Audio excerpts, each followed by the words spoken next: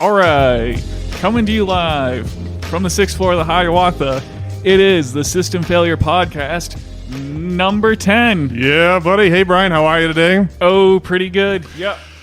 I'm still excited about the new podcasting rig. Yeah. And man, we are in the future here. This is great. Yeah, I got some feedback from some listeners saying that our voices sound much better and much less echoey than they did in previous iterations with our inferior setup. So it's really good to have something that feels like a professional. Well, to me anyway, it seems like a real professional audio equipment. It makes it feel like it's not all a big waste of time. Yeah. Yeah, well, I've been doing a lot of filibustering on this esteemed podcast, but you're coming with a chock full of topics to bring up today. So why don't we just dive right in, and I'll let you do some talking and give my lips a rest for once here. Yeah, I mean, this is going to be a Brian podcast, I guess, and not one where you ramble about rents for a long time. If we need to fill some space, I could definitely arrange for some rambling. We'll see how it goes, though. Okay. Yeah. So, well, just one thing I wanted to talk about is we did get into the subject of Ronald Reagan in his assassination last time. Assassination attempt. Yeah. And, we were hypothesizing, or at least I was, that he was shot because he was posing some kind of threat to the central bank or the Federal Reserve. Yeah, like what was it, Order 66 or whatever JFK had to return to create a currency, abolish the central banks and create a currency that's just issued by the feds. Like, there's like a conspiracy theory that he never got to sign it because he flew out to Dallas and met his fate in Dealey Plaza. But so something like that, I think, is what we were theorizing, eh? Yeah, well, I fact-checked it, and, well, from what I can find on the internet, it doesn't seem very likely. Joe Rogan used to, entertain crazy conspiracies that, the moon landing hadn't happened, and I guess he felt the shame. You feel bad entertaining a conspiracy theory that suits your ego, but proves not to be true. Yeah, that's the trap. Yep. So just what I did find out, the 80s, the economy was doing poorly under Jimmy Carter, which is a big reason why Reagan got elected. And so we went from Carter's idealism and, solar panels on the roof of the White House to, Reagan saying, the scariest thing or whatever is the government saying, we're here to help. Yeah, he really pioneered. He was a good actor, and he was able to deliver these lines about, the most terrifying words ever is, I'm from the government and I'm here to help. That's really funny. And it really it did a lot to create this notion of the federal government as bumbling incompetent, like what you would see at the DMV. But there's also the Navy SEALs version of the government producing things without, and which are people think of the Navy SEALs as a crack squad and highly competent. So I don't know. I feel like there's a lot. Government is a huge suitcase term. It covers a lot of things, and obviously. Union busting. He busted the air traffic controller strike and closed down a lot of in the interest of balancing the budgets at the state of California level as Governor Reagan, and then at the federal level just gutting federal programs, and so we can lower taxes on the wealthy. It was the beginning of that trickle down economics era. Well, yeah, this idea that we're instead of taxing the rich, we're gonna borrow from the rich and pay them interest has to be at least as scary as the idea of the government and that they're here to help. Yeah, that's really well said. I like that. Yeah, it is. That's we're instead of taxing from them, we're going to borrow from them at interest. That is clearly a plan that can't replicate itself into the future. It's not a sustainable plan. Eventually, the bill is going to come due. And by the way, this year in FY22, we paid $500 million on the national debt, and $500 billion, so $500 billion. The defense budget is $750 billion, so we're now paying interest that is the same order of magnitude as the defense budget. Now, there's also that defense budget doesn't include black budgets, so the size of the military is probably more like $1 trillion, but still, the CBO estimates we'll be paying $1.5 trillion on that interest by fiscal year 2032. A terrifying thought, indeed. Well, one thing we were speculating also just was that John Hinckley Jr., the guy who shot Reagan, was an associate of George H.W. Bush somehow. Yeah, what'd you find out looking under that rock? Well, so the Hinckley family is a rich oil family from Dallas, which is definitely peculiar. And John Hinckley Jr.'s story is that he wanted to shoot Reagan to get enough notoriety to attract the attention of one Jodie Foster. Wow, I forgot about that. I heard that in the past. I completely forgot. Man, yeah, Jodie Foster. What was she in that was so exciting in 1982 or whenever this happened? This assassination attempt went down, 1983. I can't remember what year it was. Man, I don't know. She had that. It's Jodie Foster in that movie with Arnold Schwarzenegger, like True Lies. Isn't that Jodie Foster? No, that's not Jodie Foster. Who is in True Lies? But that True Lies is from like 93. Like Jodie Foster in Silence of the Lambs would have been like 1990 or 1991. But then Jodie there was Foster. the movie where she was a rape victim, right? And there was this gruesome scene where the evil rapist man had tied her or held her onto a pinball machine and raped her on the pinball machine. I cannot remember the name of that movie for the life of me. It was in some shabby roadhouse under a highway overpass or something, if my memory serves, some seedy bar. But man, I can't believe, wow, Jodie Foster. So he sounds like a crazed lone gunman, right? Just like John Wilkes Booth and just like Lee Harvey Oswald. Every time one of these huge political figures gets assassinated, or gets a assassination attempt in this case, it's always just a crazed lone gunman with no connection to the broader power structures at work, the titanic gears that turn under the surface of our society. Well, the story with, Lee Harvey Oswald, of course, is that he got gunned down by Jack Ruby. Yeah. And then Jack Ruby, went crazy after being visited by, a psychologist. Jolly West, who worked for in the intelligence agency. I think he was CIA. He's one of these shadowy figures from the intelligence services. And yeah, that's the story I understand too, that he got an interrogation from Jolly West, who, according to that insane book, Chaos, I forgot, by Tom Wilson. I'm mixing. That's the name of the Beach Boys drummer who was mixed up in the Manson murders. But Tom O'Neill. I'll have to think of the name of the man who wrote that insane book, Chaos, and put it in the show notes.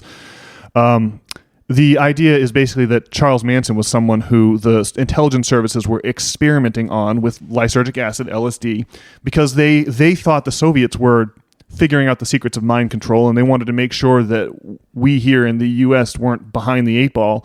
And so they were experimenting on people with LSD, and sometimes the subjects would be unaware that they were being experimented on, such as in Operation Midnight Climax, which is something that was declassified during the Church and Pike Committee hearings in the 70s, and you can look it up, Operation Midnight Climax, on Wikipedia, and be like, oh, the CIA was using prostitutes, attracting Johns, dosing those Johns with LSD unbeknownst to them, and observing them through one-way mirrors that look like just a mirror in a hotel room. Absolutely bizarre that this is actually what CIA was up to in the 60s.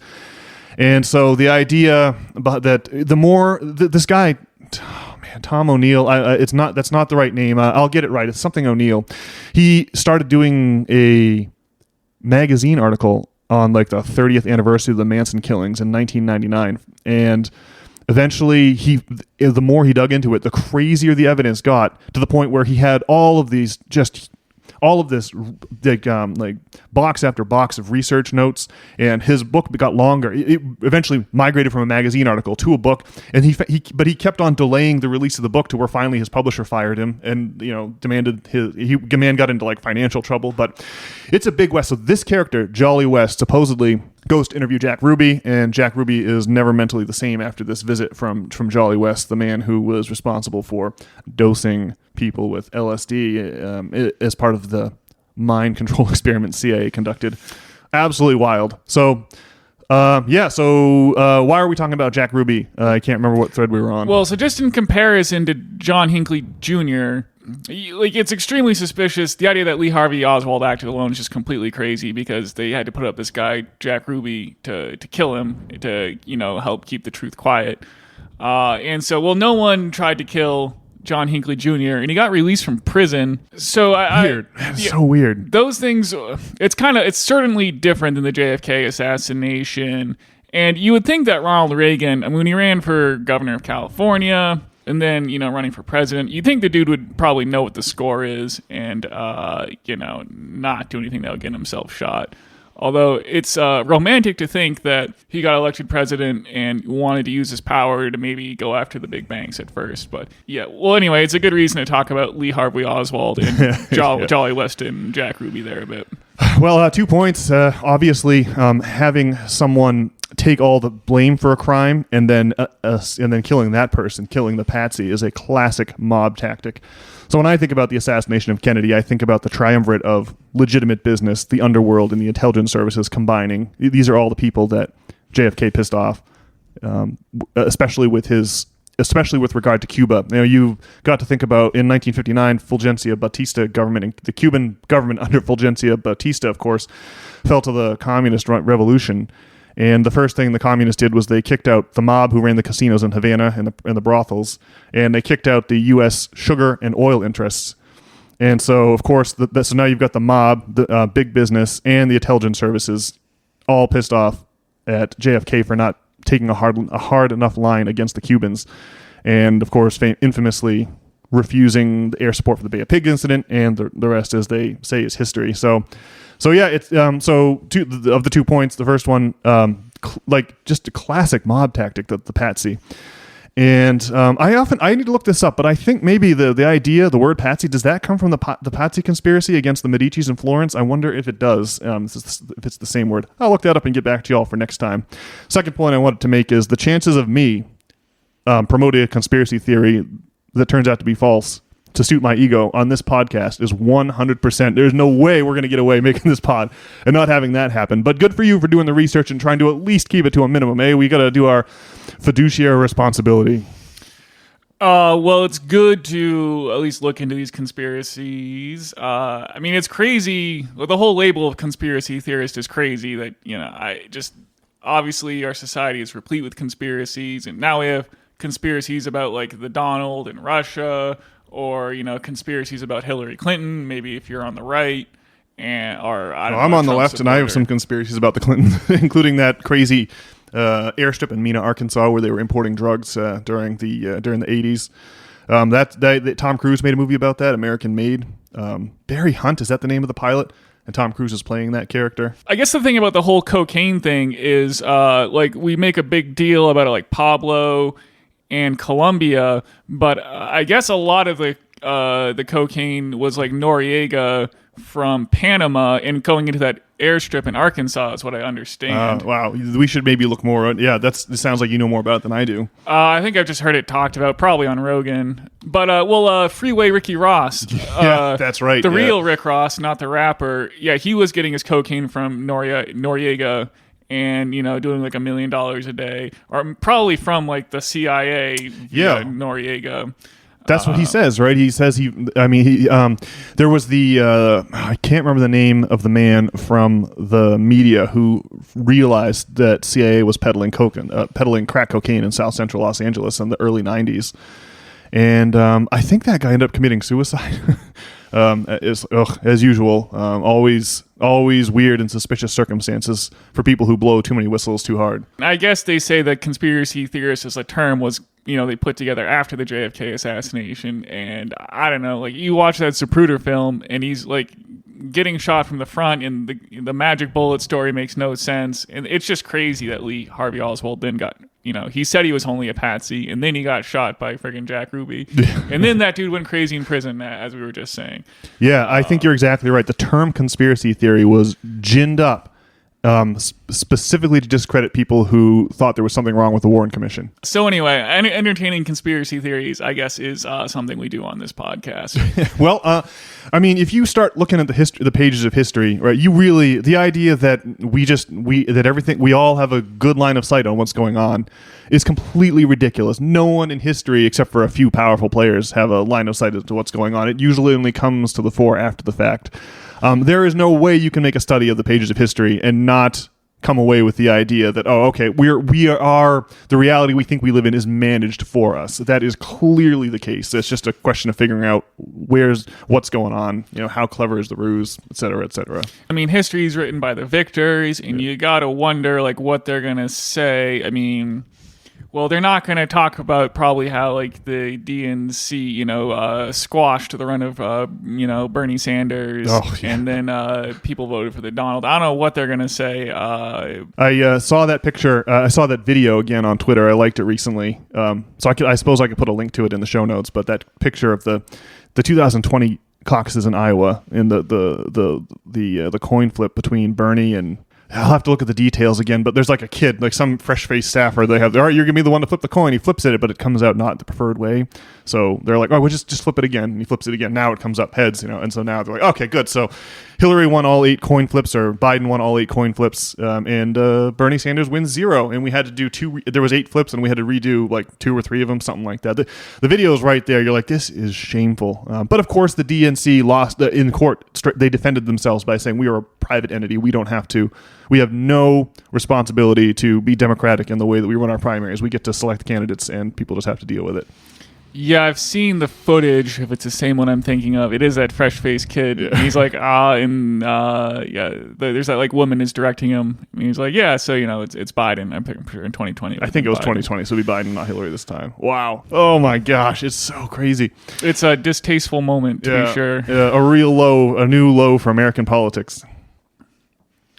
Well, I guess speaking of lows, what we've got going on is the conflict in Israel, like Hamas, and they just went through and murdered a bunch of people in Israel. So I guess I just want to get into a bit because Sam Harris and Bill Maher and other people they go heavy into like the moral equivalency argument, talking about how like Israel, blowing up Palestinians is more just than Palestinians blowing up Israelis. And, I guess it seems like, the strategy of Hamas is to, go on a shock and awe campaign and, their direct strategy is to murder civilians. Whereas Israel, they end up murdering civilians. Well, Hamas does do this strategy where they set up their military headquarters, in hospitals and schools. And so, Israel goes and blows up a hospital or school, and there's a bunch of collateral damage, going after that military facility. I mean, you'll see, I saw something on Twitter about how, like, Israel launched some kind of, like, white phosphorus assault on a hospital. And what I expect to find in those situations, I mean, I don't know exactly what's true, but I would expect there probably was some kind of military base there, and they weren't just there trying to, kill, like, children or whatever. But the thing about the moral equivalency argument, it just has to be noted that, like, I found an article from the Times of Israel, but this is also echoed in other places as well. But it is the strategy of, like, Netanyahu to support Hamas to prevent, a Palestinian, like a 2-state solution from actually happening. And so what it is that there's there's the Palestinian Authority, the PLO, and then there's Hamas. And so the PLO is like secular, and then Hamas is it's their stated agenda to like wipe every Jew off the map or whatever. Yeah. So what Israel does is they bolster Hamas by allowing like work permits in Gaza, where Hamas is, like, rather than the West Bank. And then apparently they let people come through with suitcases of cash, like millions of dollars in Qatari cash. This is what the Times of Israel says happens. Wow. And then Netanyahu himself has said that if you want to not see a Palestinian state, what you should do is support Hamas. There is this moral equivalency argument. What they always say that if Palestinians just laid down their arms, this conflict would be over, and that if the Israelis laid down their arms, the Palestinians would wipe out the Jews, is what would happen. You just go to the Times of Israel, and they're upset that Netanyahu has not fostered a 2-state solution by supporting Hamas. And that's like a classic move that the United States government too is support these extremist movements that are politically useful at terrible humanitarian costs. Yeah. Ugh. Yeah, this is a tough one. The tactics of the Hamas, they turn your stomach. There's no question about that. But there's an asymmetry. Look, Bill, like it's hard to believe Bill Maher is on this moral equivalency argument. This is the same guy I forgot the name of his old show on ABC in the early 2000s. Bill Maher had Politically Incorrect. That's it, with Bill Maher, and he would have gotten a lot of trouble for saying the 9/11 terrorists are not, whatever they are, they're not cowards, right? It's like you have a lot of courage to hijack an airliner and try to direct it into a building. And what he was doing was acknowledging the fact that there is an asymmetry between huge military power with the latest technology and people who have nothing, who scratch the surface of the earth for a living. How are they going to fight back when the U.S. comes to bomb their civilian populations? They're going to have to use some kind of, right, the rules of nobility are convenient for the power that makes the rules, and then when you have an inferior power go outside those rules because it's the only way they can be effective, because if they play the game honestly, they're going to lose because the game is rigged. Then you have these horrible tactics that, while Bill Maher lamented what happened on 9/11, clearly back in the old days on ABC, it's like he's hard to believe he can't see that same thing is happening here. This is an atrocity, a horrible atrocities on both sides situation. You just heard Ace Carolla ranting on his podcast saying that this is clearly not about land because these people are chanting "kill all Jews," and you just like, really, you don't think the land grab has anything to do, or the 4 decades of atrocities like the massacre at the Sabra and Shatila refugee camps in 1982, where all those Palestinians were brutally murdered. It's like, this is a horrible atrocities on both sides situation, as I said, that you just have to throw up your hands. And then so there was this other conspiratorial element that you addressed, and I have heard, and I need to verify this because I can't remember where I read it now, that the deputy intelligence minister of the Egyptians was urgently contacting the muckety-mucks in the Israeli government 3 days prior to the attacks by Hamas, trying to warn them that they were detecting unusual activity and something's going on. And boy, isn't that how it always goes in history? Like, we've got here in the U.S., we've got 1898, the Spanish-American War, the sinking of the Maine and Havana Harbor under deeply suspicious circumstances. That was the casus belli for the Spanish-American War, in which we acquired Puerto Rico and the Philippines, and and then of course there's the Lusitania and the Zimmerman Telegraph. Lusitania had war material on board illegally, sending war material to the Brits when we're supposed to be a neutral country. The German Chancellery took out a full-page ad in the New York Times saying, "Please do not get on board Lusitania. That ship is a valid target for U-boats because it's carrying war material." We all know the sequel, or the Zimmerman Telegraph, which was a fake telegraph cooked up to look like the Germans were trying to get the Mexicans to attack the United States, so as to draw the U.S. into World War I. And then, of course, there's Pearl Harbor, and ample evidence that the Roosevelt administration understood that the Japanese were planning a attack on Pearl Harbor, and that's why the carriers were out to sea conveniently that day on exercise, so they wouldn't get bombed out. You have to keep in mind, we had put oil embargo on the Japanese that guaranteed they were going to have to attack us because they couldn't expand. They couldn't run their country without that oil. And we all know about the Gulf of Tonkin incident, another shocker that now the government admits never happened, and that's what got us into Vietnam. And so it's like, it does feel like there are players for whom a war is a really profitable thing, or players that want a war to happen.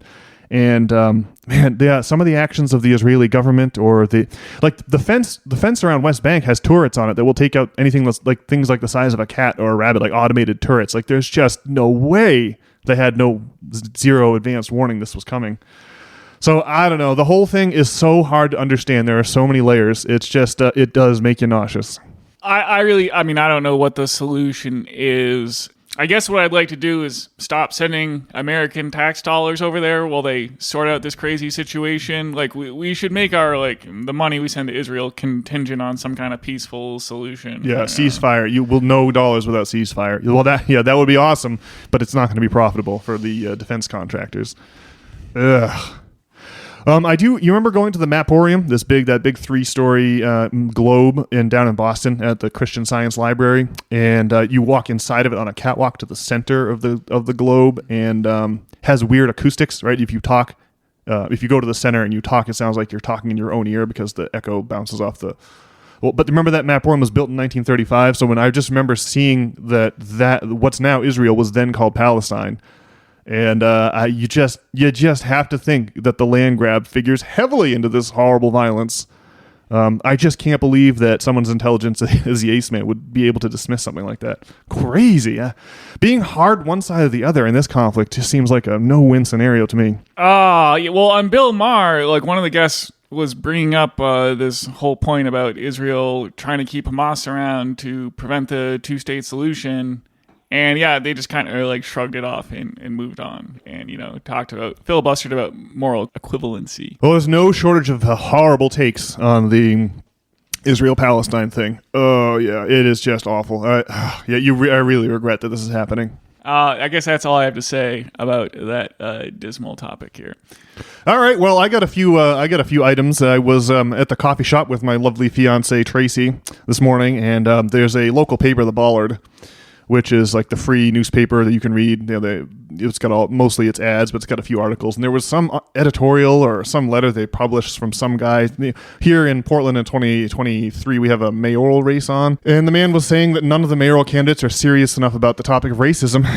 And that so he encouraged not voting or abstaining from voting. Or I'm like, wow, really? It's incredible to me. It's not that in the Dan Brown book, the sequel or the second sequel to the Da Vinci Code called Inferno that takes place in Florence, there's a subplot about the human population getting out of hand, and that the bad guy in the book wants to unleash a plague to wipe out half the population, or some diabolical scheme like that to deal with it. His point is that, and the reason why the thing takes place is Florence is because it's all themed after Dante's Inferno.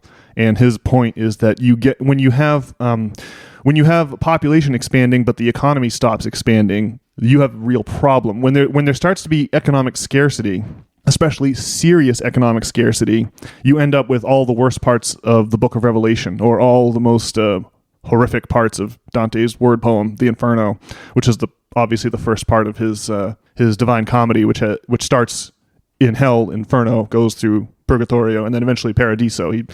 But the point is, when you have that situation where suddenly someone's babies aren't going to have enough to eat, when you get to that extreme enough scenario, you're going to have to squabble over existing resources.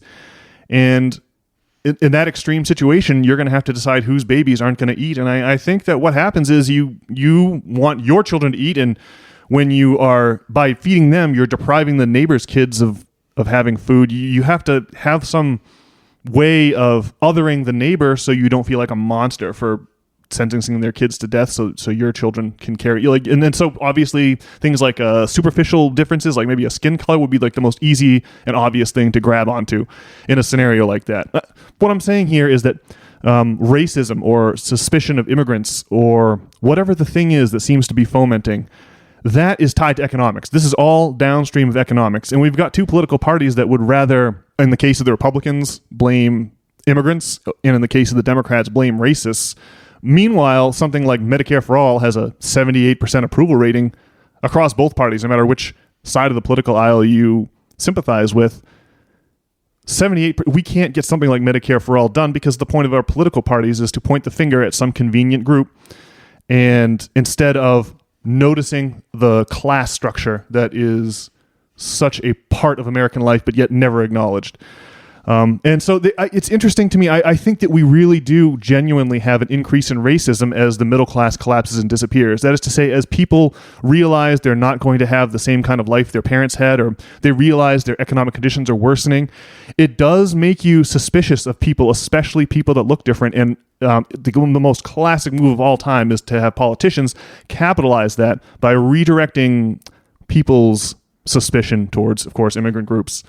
But having another political party that just blames racists is very interesting. It's like they're looking for racism anywhere they can find it. And then there's a third group. There was an incident 3 weeks ago, a small town around here, Portland, Maine. Rockland had, I think it was the Rockland Middle School. Some kids scratched a swastika into the swing set. So there's this thing where, young kids who want to get attention, you can get on the front page of all the local newspapers and be on the 6 o'clock news by scratching a swastika into your swing set at your school. And so I don't think that, so there's an increase in actual racism. Then there's pranksters who just want attention. And then there's scapegoating by the political parties, all mixed together in this to create this conditions where people feel like racism is intensifying and the Nazis are back. And that because the Nazis are back, we have this political emergency that just one more time we just have to vote for crusty old Joe Biden. It's really a truly deplorable state of affairs. And that's why class awareness, waking up and realizing that it's not other poor people that are destroying the middle class. This is a part of a much longer war that's defined the history of this country. To realize that our politicians and our media are paid by the same people who are absconding with all of the wealth, as we have a burgeoning wealth inequality that mirrors the Roman Empire, surpassed now the Gilded Age of the 19th century with the Carnegies and Standard Oil. like the Titanic era, and now is more like the fall of Rome, where 2,000 people own property in a city of 5 million in 198 BC. Absolutely nuts. That's what's really going on, and so much of our political discourse is a distraction from that. And it's painful to see people playing right into that political cul-de-sac where we just go round and round and never get anywhere. I think the way to stop chasing our own tail is to wake up and start realizing that class means invisible channels of wealth from poor to rich. That's what it means when you buy a house at your mortgage is at 3.3%. You're going to be buying a second house for the bank because the bank will double its investment at 3.3%. People, those invisible, when you think about how much you pay the banks for your house versus how much you pay in property tax, well, that tells you who your real economic masters are. It's not the local municipality. It's the banking structure, and they would really prefer to keep those channels unexamined, or they would prefer that they be held off the table of rational discussion because they're religious propositions. I think we used the example last week of road rage, where the impulse to always pay your debts is used as that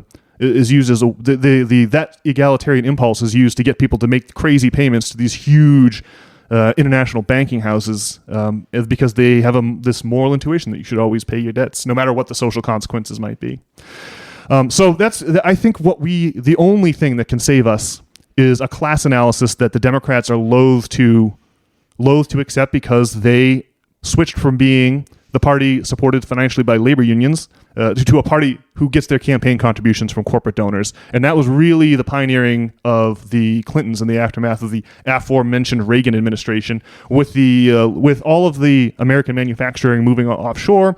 Well, I mean, it's only the labor unions were crippled, and the Democrats needed to have a new funding source, and so now we've got two ponies backed by the same donors, and neither of those ponies are interested in actually solving the problem of the disappearing middle class, because they're paid by the people who are making the middle class disappear.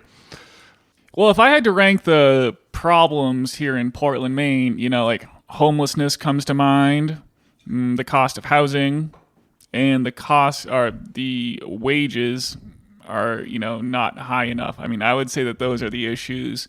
It's hard to imagine that racism is it seems like must be like one of the least racist places that there is. I mean, usually in the cities it is that way, and then out in the county, they don't care for people who look different.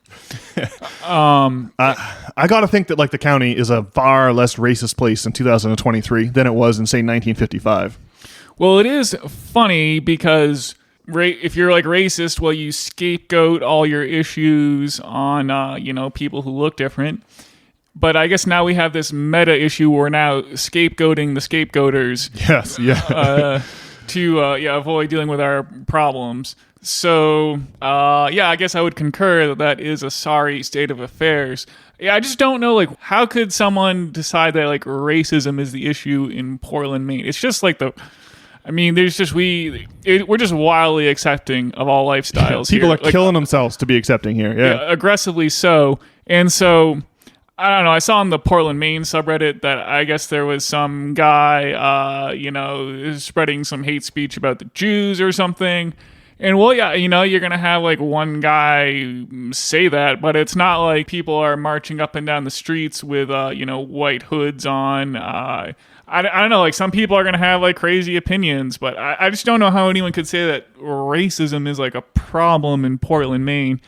The racism narrative is just we did vote for Obama, right? Yeah. Yes, yeah, I fell for that. I fell for that twice. And then, and I guess since we voted for Trump, we've decided that racism is a problem. But of course, we would have.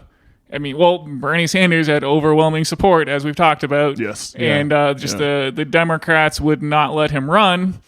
And now we're in this crazy situation. Yeah, I always bring up the Florida flipping red and voting for the Donald, but also voting for a $15 minimum wage. They voted in they simultaneously voted for the Donald and then also for this really Bernie-esque policy. And you can just see where if you had a Democrat who actually was interested in solving the financial problems, which are the real problem here, then they would be able to destroy the Donald. And I think all the 2016 polls bear that out. It's really, I don't think it's controversial. I think it's easily researchable that Bernie was leading in the polls over the Donald on the eve of the 2016 election.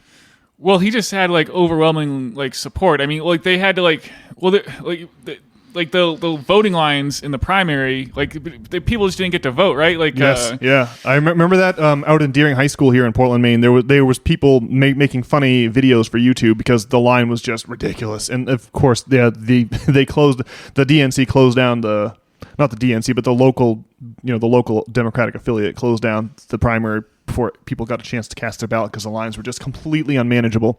That was so exciting. There was such a groundswell, and to see it crash and burn under such nefarious circumstances was absolutely heartbreaking. It was, but for me, the election of the Donald was a huge morale lift. I was paying $1,200 a month in student loans in that era, and just had no idea how I was going to like afford to live without multiple roommates. And and I'd been at it for 10 years. It was crazy. But the election of the Donald to me was this recognition that other people could see that something was wrong, and that's why it was a huge morale lift for yours truly. But man, so here we are in 2023. It looks like we're gonna have to have a redux of the Donald versus Biden next year. That's just so depressing. Ugh. Well, it's a sorry state of affairs, to be sure. Well, I mean, this whole thing really speaks to a broader historical irony.